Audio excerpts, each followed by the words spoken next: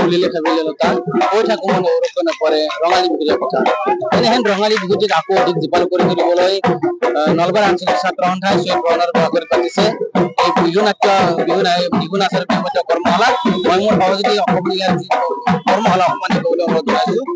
বৰ্তমান নলবাৰী আঞ্চলিক ছাত্ৰ সন্থাৰ উদ্যোগত আৰু নলবাৰী মহাবিদ্যালয় আশুগতৰ উদ্যোগত এই নলবাৰী সদৰ নলবাৰী জিলা ছাত্ৰ সন্থাৰ যি শ্বহীদ ভৱন সেই শ্বহীদ ভৱনৰ বাকৰি সন্মুখত ইতিমধ্যে বিহু নাচৰ বিহু বাদ্যৰ কৰ্মশালা ইতিমধ্যে অনুষ্ঠিত হৈছে আৰু এই সুন্দৰভাৱে ইতিমধ্যে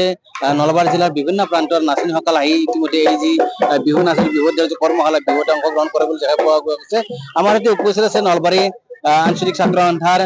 সভাপতি বিশাল বিক্ৰম চৌধুৰী আমাৰ এতিয়া উপস্থিত আছে তেওঁ জনাব কিমান দিনৰ পৰা এই সুন্দৰভাৱে আয়োজন কৰা বিহু নাচৰ বিহুগত কৰ্মশালাখন ইতিমধ্যে ইয়াত অনুষ্ঠিত হৈছে। আমি নলবাৰী আঞ্চলিক ছাত্ৰ সন্থাই নলবাৰী মহাবিদ্যালয় আশুগতৰ সহযোগত আজি বহু বছৰৰে পৰা এই বিহু নাচৰ কৰ্মশালাৰ আয়োজন কৰি আহিছো আৰু এই বৰ্ষ আমি যোৱা 2 এপ্ৰিলৰ পৰা অহাকালি অৰ্থাৎ 8 এপ্ৰিললৈ এই বিহু নাচৰ কৰ্মশালাৰ আয়োজন কৰিছিলো আৰু এই কৰ্মশালাত যথেষ্ট ছাত্ৰ ছাত্ৰীয়ে আমাৰ লগত সহযোগিতা আগবঢ়াই এই প্ৰশিক্ষণ শিবিৰত প্ৰশিক্ষণ লৈছে প্ৰায় শতাধিক শিক্ষাৰ্থীয়ে এই প্ৰশিক্ষণ শিবিৰত প্ৰশিক্ষণ লৈ আছে আৰু এই প্ৰশিক্ষণটো লৈ এই বিহু নাচৰ কৰ্মশালাখনলৈ নলবাৰী চহৰৰ ৰাইজে আচলতে অধিক আগ্ৰহেৰে বাট চাই থাকে তেখেতসকলৰ সন্তানসকলক অনাৰ বাবে আৰু প্ৰায় শতাধিক পৰীক্ষাৰ্থী এই কৰ্মশালাত অংশগ্ৰহণ কৰিছে। ইতিমধ্যে আপোনালোকে গম পাইছে যে তেজপুৰৰ পৰা শিক্ষা শইকীয়া আৰু গুৱাহাটী বিশ্ববিদ্যালয়ৰ স্নাতকোত্তৰ ছাত্ৰ সন্থাৰ সাংস্কৃতিক সম্পাদিকা বন্দিতা ডেকাই আৰু বিহু নাচৰ কৰ্মশালাৰ মুখ্য প্ৰশিক্ষক হিচাপে উপস্থিত আছে। আমি ৰাইজৰ উৎসাহ উদ্দীপনাক ধন্যবাদ জ্ঞাপন কৰিছো আৰু তেখেতসকলে যে সাহস প্ৰদান কৰিছে অনাগত সময়তো আমি কৰ্মশালা আয়োজন কৰাত নিশ্চয়কৈ সেই সাহস আশীৰ্বাদ হিচাপে আগবাঢ়িম। আমি তৰুণ প্ৰজন্মক শুদ্ধ ৰূপত অসমীয়া যি সাংস্কৃতিক অনুষ্ঠান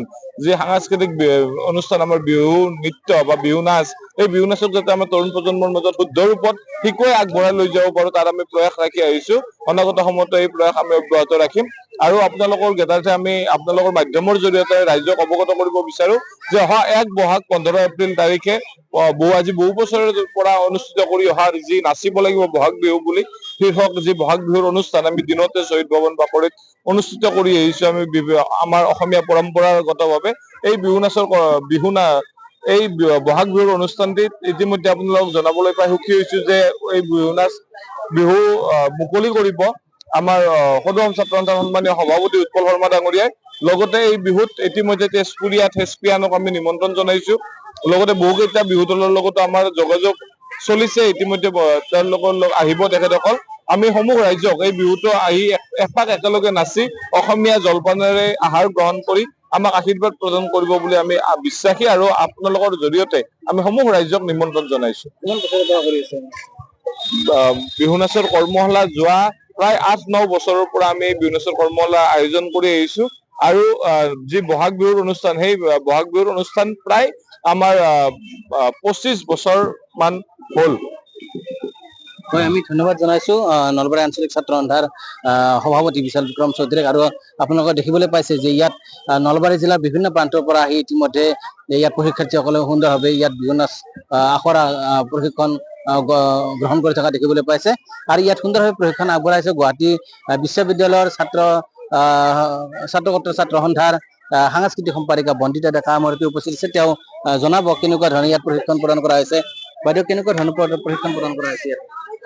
আমি তেওঁলোকক বিহু নাচৰ ওপৰত যিখিনি সম্যক জ্ঞান 7 দিনীয়া খুব কম সময় হয়, গতিকে সেই 7 দিনৰ ভিতৰতে যিখিনি তেওঁলোকক পাৰো সেইখিনি আমি প্ৰদান কৰিছো আৰু তেওঁলোকে খুব সুন্দৰভাৱে তেওঁলোকে গ্ৰহণ কৰি লৈছে আৰু বহুত সুন্দৰভাৱে তেওঁলোকে শিকিছে। ইয়াতে কণমানিৰ পৰা ডাঙৰলে পাইছো বহুত সুন্দৰভাৱে তেওঁলোকে আগ্ৰহ কৰি আহিছে। তেওঁলোক এদিনো মিছ কৰা নাই, সদায় আহিছে, খুব সুন্দৰকৈ তেওঁলোকে প্ৰদৰ্শন কৰিছে। হয়, আমি ধন্যবাদ জনাইছো গুৱাহাটী ছাত্ৰ সন্থাৰ সাংস্কৃতিক সম্পাদক বন্দিতা ডেকাক আৰু ইয়াত নলবাৰী সদৌ নলবাৰী জিলা ছাত্ৰ সন্থাৰ যি শ্বহীদ বাকৰি সেই শ্বহীদ বাকৰিত নলবাৰী আঞ্চলিক ছাত্ৰ সন্থাই সুন্দৰভাৱে নেতৃত্ব দিয়া এই বিহু নাচৰ যি কৰ্মশালা আৰু সফল হওক আমিও তাকে কামনা কৰিছো। ধন্যবাদ।